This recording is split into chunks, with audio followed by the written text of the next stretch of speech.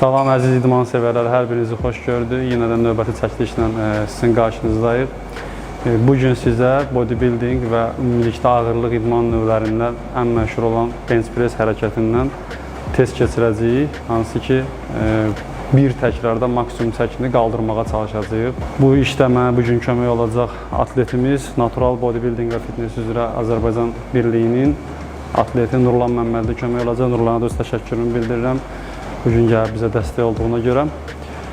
Bu testi keçirməkdən məqsəd nədir? Ümumilikdə bu testin faydası nədir və bu test hansı hərəkətlər üzrə aparılır? İlk öncə ondan bağlı məlumat vermək istəyirəm.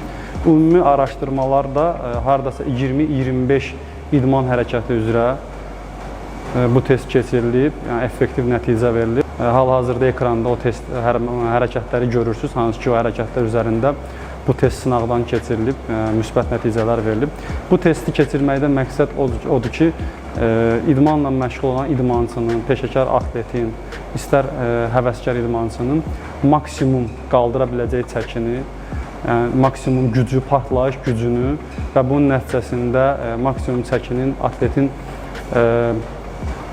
bədən kütləsinə olan nisbətini tapmaqdır. Düzdür, bodybuilding idman növündə maksimum bir təkrar o qədər də önəm daşımır. Ümumilikdə bu test aparılır weightliftinglə, powerlifting idman növləri ilə, strict curl idman növü ilə məşğul olanlarda çox önəm daşıyır bir təkrar. Amma biz bugün Nurlan Məmmədli bodybuilding ilə məşğul olduğuna görə çox da risk almayacağıq. Bəlli bir hədəf seçmişik özümüzə.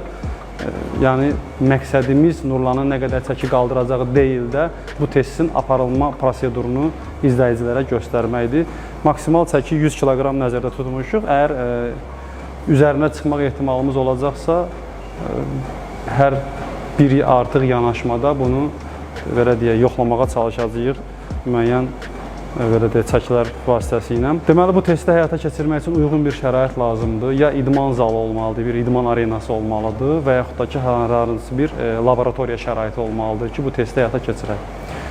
Test kimlər üzərində aparıla bilər? İdmanla məşğul olan 6 yaşından 40-45 yaşına qədər, 50 yaşına qədər, yəni aktiv şəkildə idmanla məşğul olan istənilən insan üzərində aparıla bilər.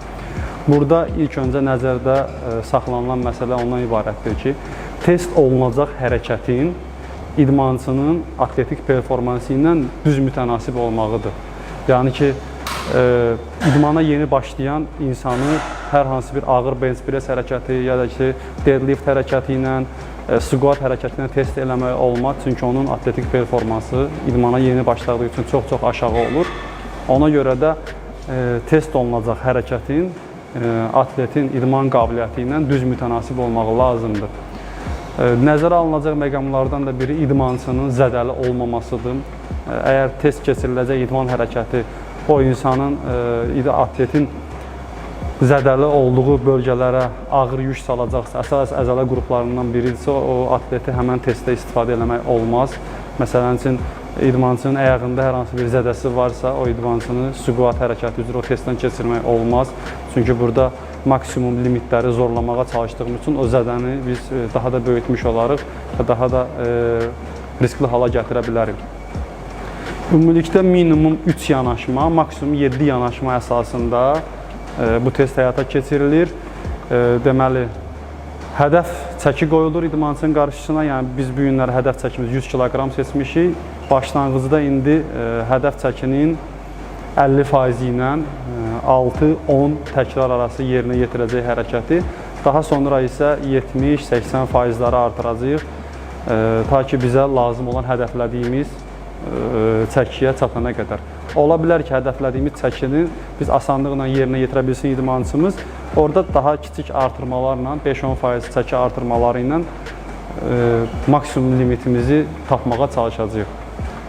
Yenə təkrarla qeyd edirəm, burada məqsəd atletin nə qədər çəki qaldıracağı deyil, sadəcə bu testi izləyicilərimizə hansı şəraitdə keçirilir, hansı şərtlər altında keçirilir, onu göstərməkdir məqsədimiz. Bu testi həyata keçirən zaman bizə lazım olan avadanlıqlardan biri gördüyünüz bench press hərəkətini yerinə yetirmək üçün avadanlıqdır, sərbəst çəkilərdir, atleti lazım olacaq bel kəmərləridir, biləkliklərdir ki, ağırlıq zamanı özünü qorumaq üçün və qeyd vərəqidir, hansı ki çəkilər zaman qeyd olunacaq, saniyə ölçənidir, biz zamanımızı bilək.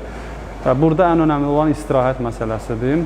Əslində biz bu testi həyata keçirərkən bu qeyd işlərini apara biləcək bir qeyd administratoru da lazım idi bizə. Sadəcə biz professional şəkildə keçirmədiyimizə görə, sadəcə bir sıradan bir təqdimat olduğuna görə qeyd administratoruna ehtiyac duymadıq. Deməli, birinci növbədə biz atletin çəkisini ölçməliyik ki, sonda maksimum partlayış gücünü və nisbi gücü hesablaya bilək. Ona görə də Nurlan, yaxınlaş zəhmət olmasa tərəziyə.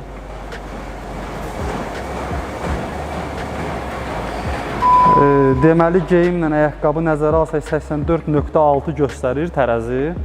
Hardasa 83 kiloqram nəzərdə tuturuq çəkini.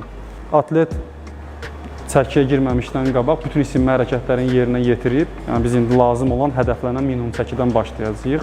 Bunu niyə qeyd edirəm? Yəni izləyicilərimizi çaşqınlıq yaratmasın ki, idmançımız niyə isinmə hərəkətini yerinə yetirməyib birdən-birə hədəflənən çəkidən başlayır qaldırmağa. Yəni biz kadr arxasında o isinmə hərəkətlərin hamısını yerinə yetirdik. Sadəcə videoya onu çəkmədik ki, bu çox uzun, yorucu bir video olmasın.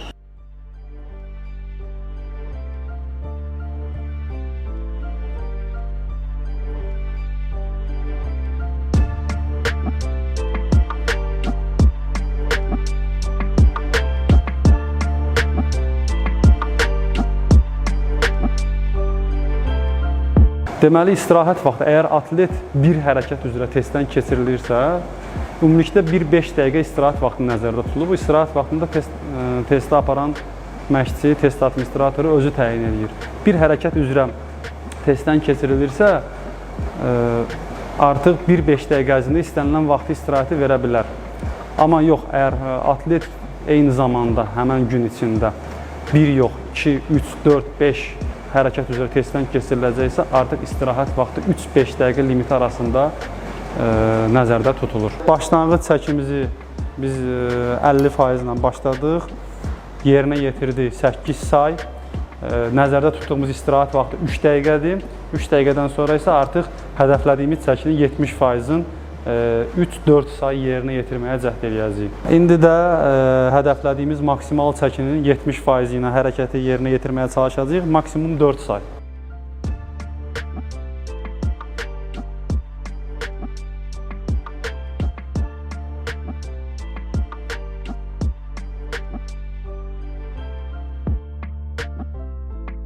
Hədəflənən maksimal çəkinin 90% ilə yerinə yetirəcəyik, yəni 90 kiloqram çəki ilə 1 sayı yerinə yetirməyə çalışacağıq.